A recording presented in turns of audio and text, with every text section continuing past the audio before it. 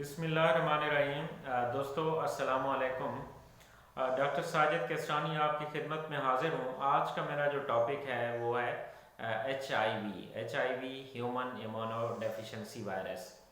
तो आज ये इम्पोर्टेंट टॉपिक है। तमाम दोस्तों से गुजारिश है कि इसको आखिर तक सुने और जिन दोस्तों ने चैनल सब्सक्राइब नहीं किया वो चैनल मेरा सब्सक्राइब कर लें और बेल आइकॉन यानी घंटी भी दबा दें ताकि आपको लेटेस्ट वीडियोस मिलती रहें।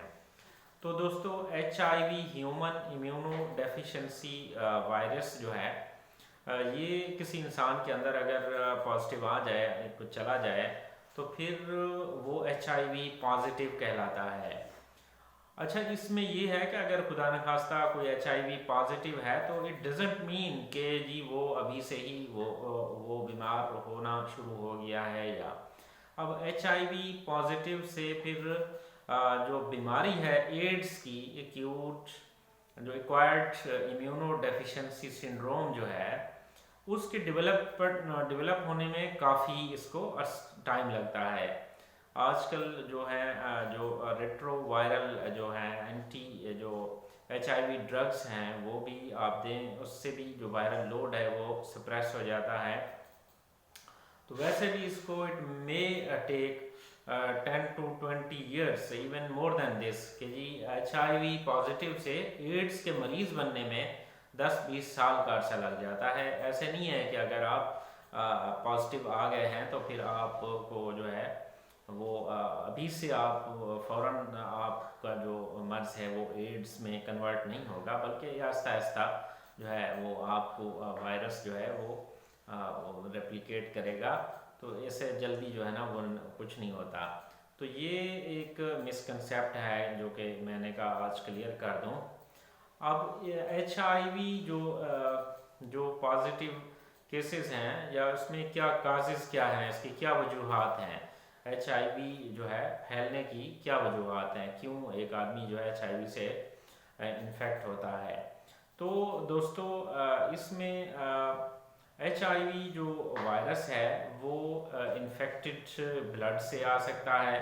ब्लड ट्रांसफ्यूजन अगर आपने इन्फेक्टेड कराया उसमें अगर है, या फिर आप कंटेमिनेटेड सिरंज है, या एनी कंटेमिनेटेड, या फिर आपने जो है जो इन्फेक्टेड सीमन है या वेजाइनल फ्लूइड्स हैं, इवन जो इन्फेक्टेड ब्रेस्ट मिल्क है उससे भी जो है इसकी ट्रांसमिशन जो है वो हुई है।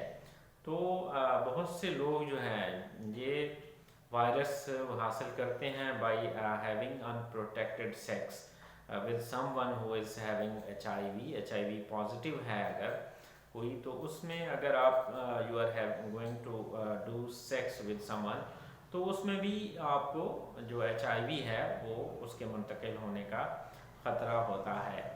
तो दोस्तों ये जो ख़तरात हैं, ये वजूहात हैं, अब इन से एहतियात जो है वो इंतहाई ज़रूरी है, क्योंकि ये जो HIV है, HIV का कोई अभी तक हतमी कोई इलाज जो है वो मौजूद नहीं है।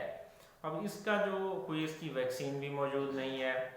तो इसके इलाज में जो एंटी रेट्रोवायरल मेडिसिन्स जो दी जाती हैं, वायरल लोड को जो कम करती हैं, वो वायरस को सप्रेस करके रखती हैं, तो उससे जो उसकी तबाहकारियाँ हैं जो उसकी वायरस की वो कम हो जाती हैं और आपकी जो लाइफ है वो प्रोलॉन्ग हो जाती है।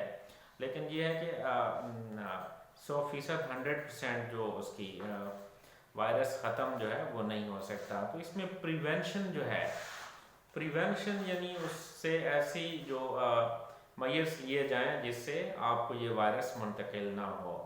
तो इसमें जो सबसे जो कॉमन चीज़ है जो मोस्ट इम्पॉर्टेंट है, that is always have sex with your life partner और अदरवाइज हैव ए प्रोटेक्टेड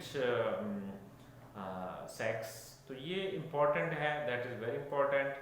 तो इसके अलावा जो है यूज़ ऑलवेज न्यू सुरंज हमेशा इस्तेमाल करें, नई सुरंज का इस्तेमाल करें इंजेक्शन लगवाने के लिए, और हमेशा अपने जो जीवन साथी तक महदूद रहें।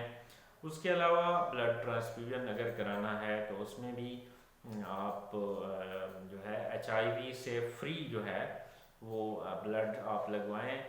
तो ये आपको एहतियातें जो हैं वो ज़रूर करनी चाहिए, और इन एहतियातों की वजह से आप फिर एड्स जैसी जो है ना वो HIV से आप बच सकते हैं।